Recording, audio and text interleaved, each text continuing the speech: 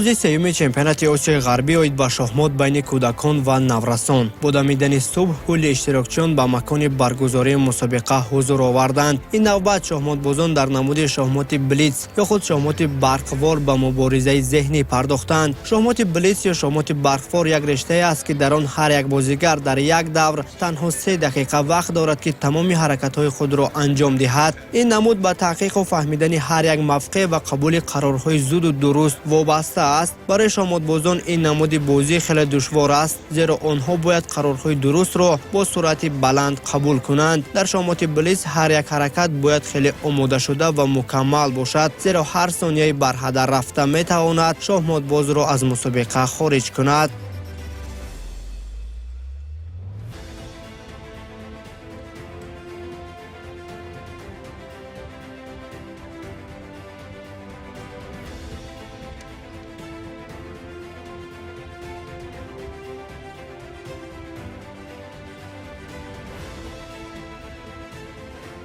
سطح مسابقات بسیار بالاست. بازیکنان با امتیازهای نزدیک با هم به رقابت می‌پردازند.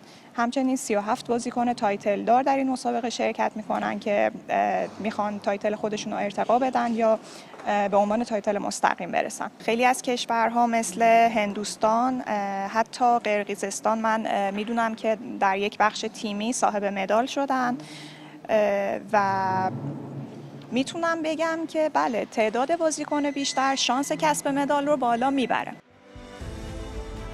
баргузории мусобиқаи мазкур барои кӯдакон ва наврасон аҳамияти бузурге дорад. шоҳмот ки як бозии зеҳнӣ аст, барои ташаккул ёфтани қобилиятҳои зеҳнӣ, ахлоқӣ ва иҷтимоии кӯдакон муҳим арзёбӣ мешавад. иштирок дар чунин чорабиниҳо на танҳо кӯмак мекунад ки кӯдакон ва наврасон қобилиятҳои зеҳниро ба такмил расонанд, балки тарзи қабул кардани қарорҳои дуруст ва риояи ахлоқро низ ба онҳо меомӯзонад.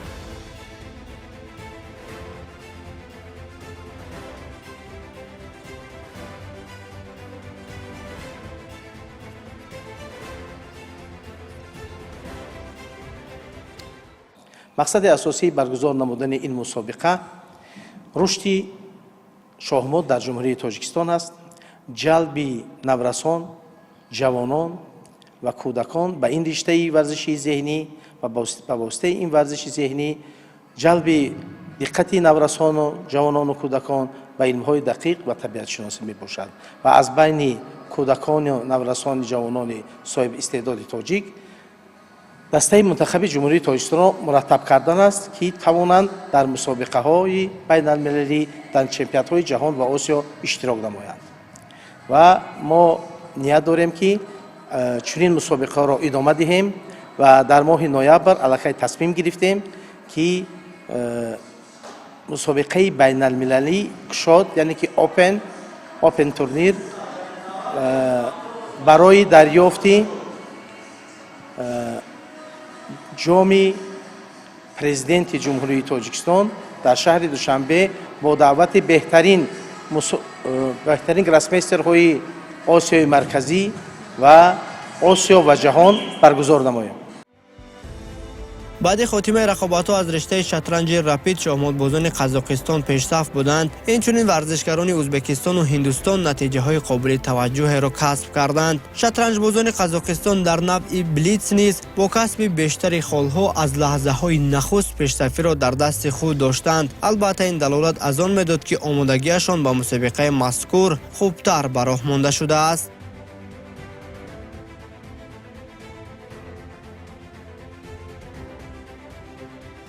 ҳайати тоҷикистон дар чемпионати Осиёи Ғарбӣ аз 100 варзишгари умедбахш ташкил ёфта буд. дар намуди блиц Ҷалолиддин Илҳомӣ ҳунарнамоияш хеле хуб буд. ӯ байни варзишгарони то 18 сола баромад карда аз даври аввал бо иродаи қавӣ барои касби нишони тилло мубориза бурд, вале мутаассифона дуюм шуда нишони нуқраро ба даст овард. маъфсуф баъди пайрав Қодирӣ дуюмин шоҳмотбозе шуд ки дар ин мусобиқа аз Тоҷикистон ба чунин дастовард ноил гардид.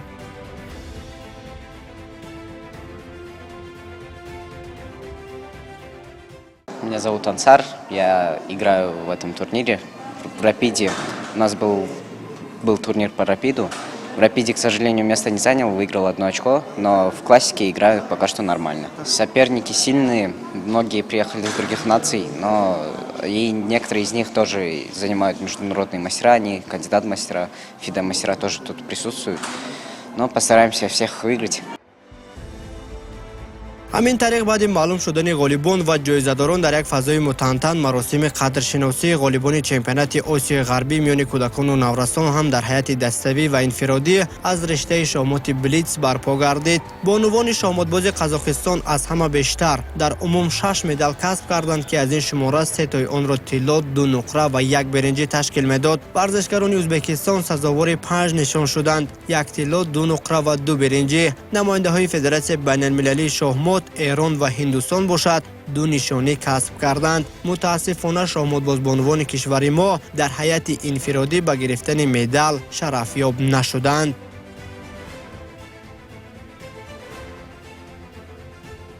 Здесь чемпионат Средней Азии.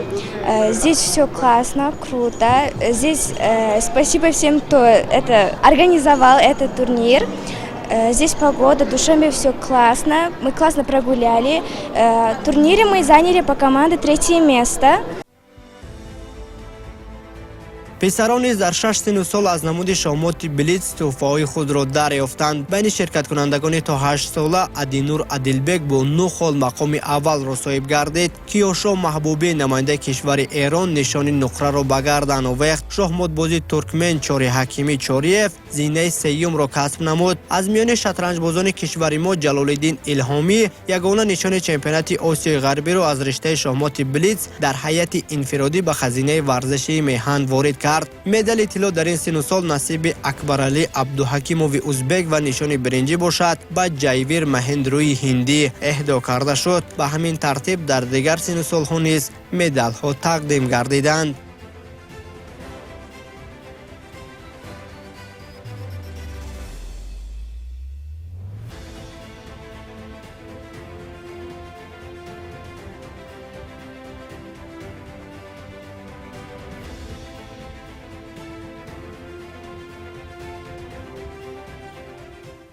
سلام، من کیاشا محبوبی هستم. 7 ساله از شیراز در مسابقات آسیایی تاجیکستان شرکت کردم و توی بلیس قهرمان شدم. توی فکرم با یه مساوی و یه برد قهرمان. дар идома маросими қадршиносии ғолибон дар ҳайати даставӣ низ сурат гирифт. шоҳмотбозони кишвари мо дар ҳайати даставӣ дар 3 сину сол мақоми сеюмро соҳиб гардиданд. аз ҷумла байни то 8 солаҳо Муродалӣ Шафиев, Ғайраҷони Дилмурод ва Идрисҷон Шамсов нишони биринҷӣ касб намуданд.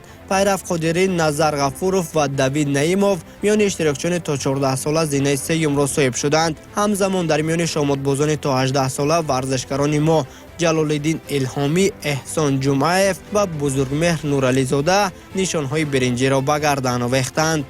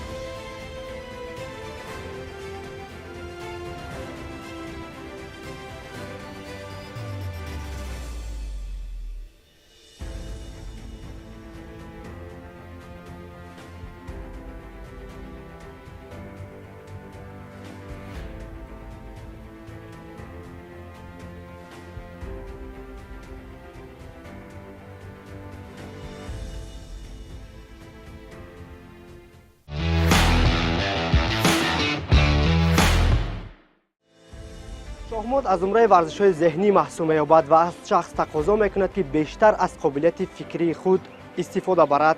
از چمپیونات آسیای غربی آید به شاهمات بین کودکان و نورسان 5 روز سپری گردید. از جانب مسئولین به خاطر خستگی ورزشکاران را برطرف نمودن خطرهای مخصوص تشکیل گردیده ورزشکاران، والدین ورزشکاران، مربیان و دیگر شخصان از مفزعهای تاریخی شهر دوشنبه دیدن می‌نمایند. هیئت تکنیکی و ایجادی تلویزیون ورزش اشتراکچیان این مسابقه را همراهی می‌کند.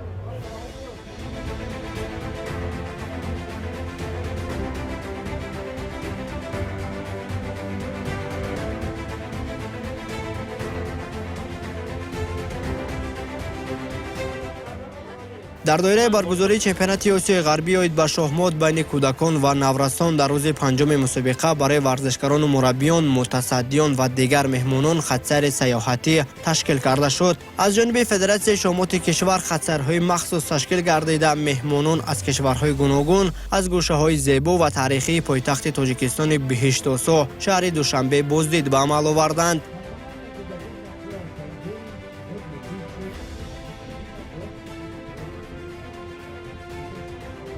مجسمه شاه اسماعیل سامانی اولین ایستگاه مهمانان بود. این مجسمه محتشم در مرکز پایتخت جایگیر بوده رمز دولت‌داری تاجیکان و احیای تاریخ ملت محسوب می‌یابد. بلندی مجسمه و طرح معماری آن با عنصرهای قدیمی آریایی هر بیننده را به حیرت می‌آورد. مهمانان با احترام در نزد مجسمه عکس‌های خاطره‌ای گرفته با تاریخ این ابرمرد تاجیک آشنا شدند.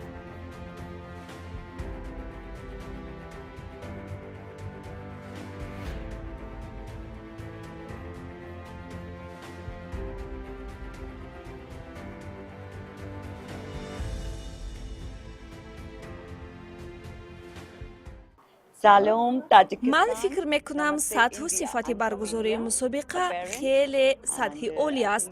در حقیقت شهر زیبا، مردم مهمان نواز و خوراک‌های بالذات دارد. در مهمانخانه و دیگر جایها مردم با معامله خوب دارند. ما عائلوی به تاجیکستان آمدیم جهت تماشای چمپیونات آسیای غربی به شاهمات. فرزندی ما در این مسابقه اشتراک دارد. I am currently playing Western Asia 2025 and من اشتراکچی چمپیونات آسیای غربی اوید به شاهمات هستم. مسابقه و نیروسنجی ها خیلی جذابند. حریفان پرقوتند. ما در نوعی رپید و بلیتز صاحب مدال شدیم. حالا از منظره های زیبای شهر دوشنبه دیدن داریم. واقعا شهر زیبا به من خوراک های شما پسند آمد. باوری دارم سیر و گشت دوشنبه خاطرمند می شود. I love they give chocolates to us and کوچه مرکزی دوشنبه که به نام استاد ابو عبدالله رودکی نامگذاری شده است شکوه شهر دوشنبه به حساب می رود. کلی مهمانان و ورزشکاران از بیناهای بلندآشیانه برافراخته پایتخت، درختان بلند و سرسبز و فضای آرام شهر دوشنبه دیدن نموده حلاوت بردند. در ادامه شرکت کنندگان خطسیر سیاحتی توسط گردش طاووس که یکی از آرایش‌های جالب معماری محسوب می‌یابد، اینچنین قصر تنیس و مجمع ورزشی آبی، مسجد مرکزی دوشنبه که با طرح نادر معماری و کندکاری‌های منقش داخلی ساخته شده است دیدن کردند.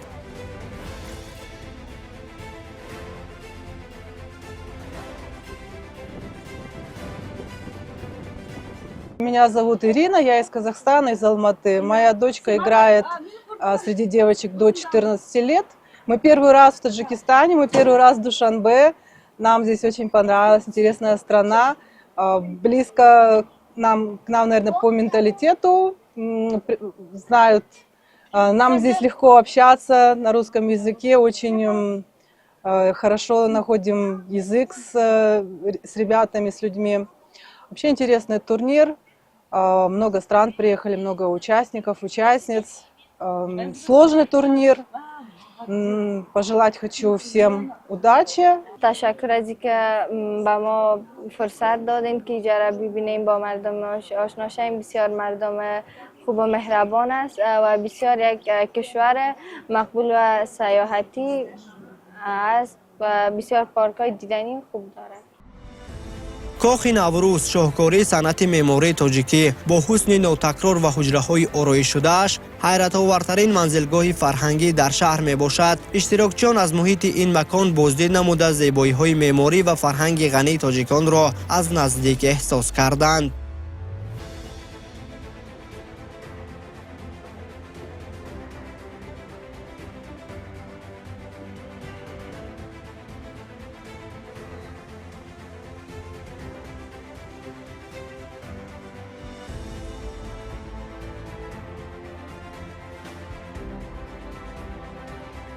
شرشره نزد نشان دولتی. این مکان معاصر و جالب با طرح نوری و آبی خود به یکی از جایهای دوست داشته جوانان و سیاحان تبدیل یافته است. مهمانان از منظره آب روان که در پهلوی باغ شهر جاری می شود بهره بردند. باید بگوییم که سال سال زیر رهبری رئیس شهر دوشنبه محترم رستم امامعلی پایتخت کشور خیلی زیبا و نظربار شده به مکان قابل توجه سیاحان داخلی و خارجی مبدل گردیده است.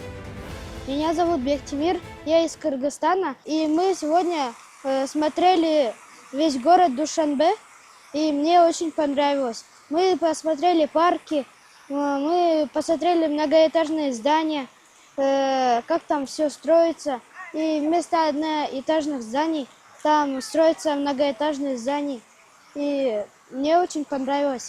امروز ارگانایزر برمان اومدن جاگه که دوشنبه تماشا بکنیم ببینیم. جاگه خیلی جالب است.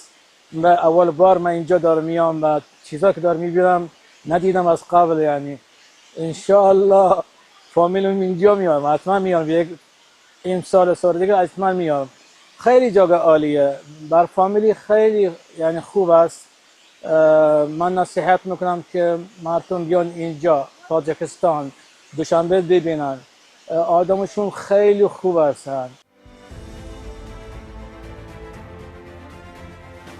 همچنین اشتراکچیان چمپیونات آسیای غربی اوید به شاهمات بین کودکان و نورسان در آخر این خطر به مؤسسه دولتی میدان استقلال که به شرافت استقلالیت دولتی جمهوری تاجیکستان بنیاد یافته محور رمزی وطن‌دوستی و وحدت ملی به شمار می رود تشریف آوردند. این مکان نیز همروزه مورد توجه سیاحان می باشد. تشکیل خطر سیاحی نه تنها با مقصد فراغت بلکه برای معرفی فرهنگ و تاریخ تاجیکان به راه مانده شده به ورزشکاران و مهمانان امکان داد که تاجیکستان را همچون کشوری تمدن‌ساز و مهمان نواز احساس نمایند.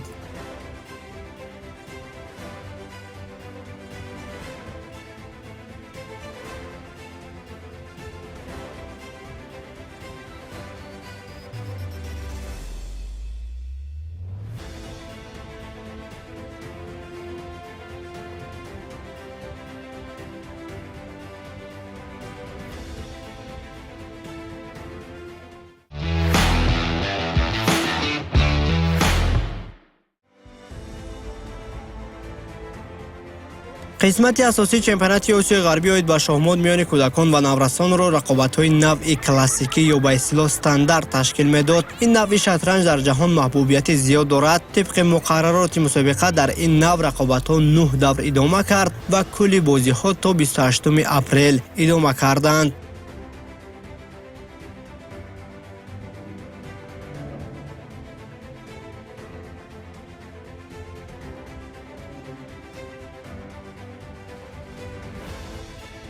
شاهمات تنها بازی نیست، این مبارزه ذهن هاست. این محاربه است که در آن نه قوه بلکه فکر پیروز می شود. محض شاهمات کلاسیکی میدان واقعی اندیشه و دوربینی است. بازی که در آن هر یک ثانیه و هر یک حرکت می تواند سرنوشت بازی را دیگر کند. در این نمود شاهمات هر یک بازیگر 90 دقیقه وقت دارد. هر حرکت با 30 ثانیه علاوگی. در چنین محیط اشتباه ناچیز می تواند شکست بزرگ آورد. همین است که شاهمات کلاسیکی چینک واقعی مهارت بزرگترین استادان جهان است.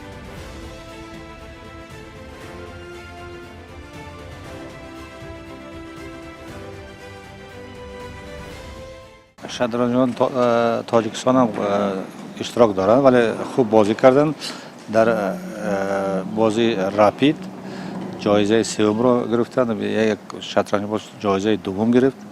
این خیلی یک پدیده خاص است. چرا پیش نگرفته بودن این گونه در این گونه مسابقه و من فکر میکنم که اگر زیادتر در مسابقه تشکیل شده می شود البته جایزه بلندتر هم میگیرند. شاهمات کلاسیکی این ذهن، صبر و برداشت، این صنعت جستجوی حقیقت در صدها راه، رقابت‌های جالب و دیدنی و پرشدت، اما در تلاش کسب مدال و نهایت غالبان بعد 9 دور معلوم شدند. هر نفری که امتیازهای بیشتر به دست آورد او برنده زینه افتخاری شد. قبل از تقدیم تحفه‌ها با شرکت مسئولین ورزش کشور و دیگر مهمانان مراسم جنبسته مسابقه دایر گردید. меҳмонон зимни баромад кӯли варзишгаронро ба тоҷикистон хайрамақдам хонда федератсияи шахмоти кишвар ва федератсияи шахмоти осиёро барои баргузор намудани бомуваффақонаи ин чорабинии муҳташами қоравӣ муборакбод гуфтанд.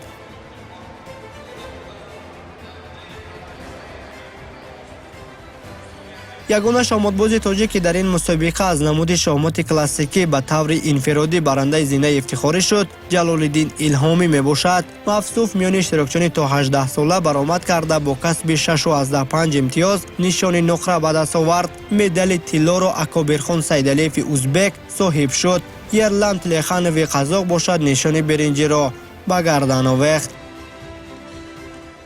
در این مسابقه چمپیونات آسیای غربی اوید و شهمات میانی پسران 18 ساله سزاوار جای 2 تا مدال نقره گردیدم از نمود کلاسیکا و بلیتز و در آینده کوشش میکنم که این مدال ها را به طلا تبدیل گردونم. مسابقه خیلی دشوار بود برای ما. تمرین های زیادی کشیده بودیم، تمرین ها کرده بودیم و حریفای ما پرقوت بودن. هر یک بازی در اینجا برای من یک تجربه کلان بود و کوشش میکنیم که تمرین ها رو زیاد کرده سزاوارهای جای بلندتر گردیم و پرچم کشور را برداریم. дар идомаи маросими ҷоизасупорӣ писарону духтарон ба таври инфиродӣ медалҳои худро дарёфтанд. аксари нишонҳо насиби шатранҷбозони қазоқ шуд. онҳо ба гирифтани 16 медал, 4 тилло, 3 нуқра ва 9 биринҷӣ шарафёб гардиданд. ба намояндаҳои федератсияи байналмилалии шомон муяссар шуд ки 5 медал, 3 тилло ва 2 нуқра касб кунанд. варзишгарони ӯзбекистон сазовори 6 нишон шуданд ки аз ин шумора 2 тои онро тилло, 2 нуқра ва 2 биринҷӣ ташкил медод. ҳамзамон намояндаҳои эрону ҳиндустон соҳиби 3 ва 5 нишонӣ гардиданд.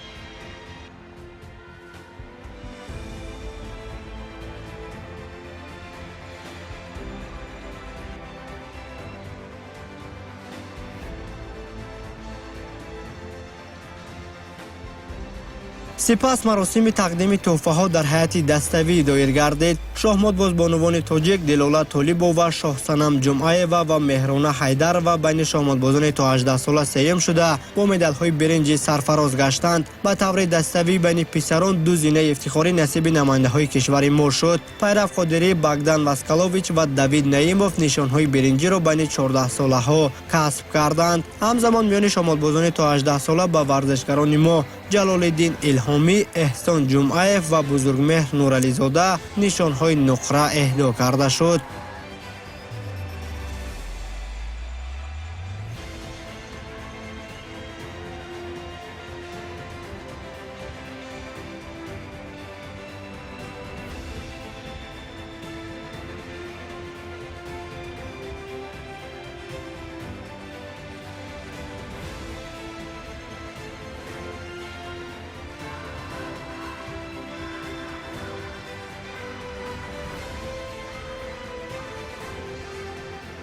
از نتیجه دستوی شاهمادبازان ازبکستان سوم شدند. نماینده‌های فدراسیون بین‌المللی شاهماد مقام دوم و تیم شطرنج‌بازان قزاقستان باشد زینه اول را کسب کرده با آنها جام چمپیونات آسیای غربی تقدیم کرده شد.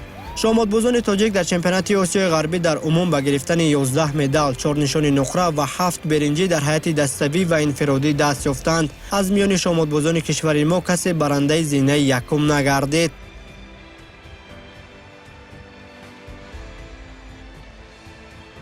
Меня зовут Диана, я являюсь представителем Казахстанской Федерации шахмат.